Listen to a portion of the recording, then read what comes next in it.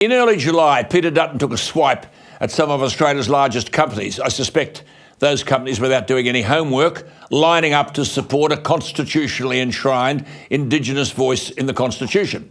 A race-based change to the Constitution. Rio Tinto, Wes Farmers and BHP, for example, each company donating $2 million to the Yes campaign.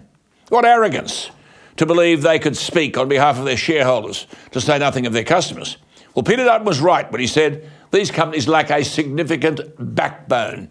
Oh, well, that's corporate Australia, isn't it? And that many people in corporate Australia were craving popularity and trying to appease those in the Twitter sphere by supporting the voice.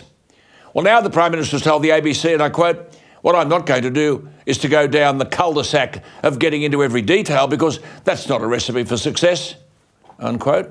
I'd suggest that our Prime Minister is not aware of the detail. His story changes every day. He's now saying that his government rejects the notion of paying Indigenous Australians compensation, or what they call reparation, for their treatment by British colonists. Really?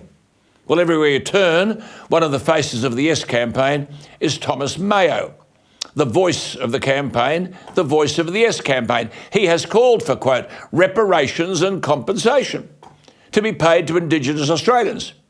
I mean, I'm sorry, I don't think the Prime Minister tells the truth.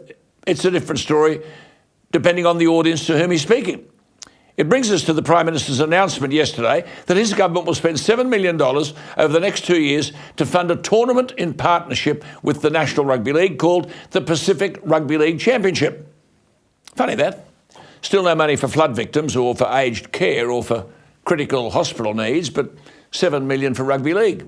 I've got no issue with supporting Pacific Islander sport. Some of these Pacific countries boast impressive rugby league teams, and sport brings people together. Pacific Island players playing in our lucrative rugby league competition help support their families at home. But here's the rub. The NRL's got plenty of money, but they get $7 million of taxpayers' money from the Prime Minister. And the NRL, in return, supports and campaigns for the voice to Parliament. Does this pass muster? Is this corrupt? Where's our ICACs of this world? Then there's Marcia Langton, the voice activist, with her stunning threat to the Australian public. Well, actually, it's a fairly exciting threat.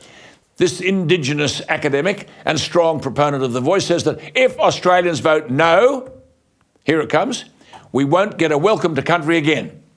Her words, quote, "How are they going to ever ask an Indigenous person, a traditional owner, for a welcome to country?"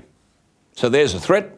Vote no as a nation, and we won't get a welcome to country again. Stop cheering. But think seriously. Vote no, and there'll be no welcome to country again, she says. I'm sure you can't wait to get to the polling booth. The Australian newspaper ran the story yesterday. I put it up on my Alanjones Facebook page. People are understandably pretty excited by Marcia Langton's threat. There were hundreds of comments. Add yours to my Facebook page. Annette says, as if there weren't enough reasons already, but I hope that is a promise. David said, nice try, welcoming me to my own country. I'm fourth generation. Colin, how can I be welcome to a country that I was born in? Leslie, it happens so often that it doesn't mean anything anymore. Noel says, awesome, I'm definitely voting no. And Luciano says, Marcia, can I have that in writing? You see, the public are awake up to this meaningless virtue signalling.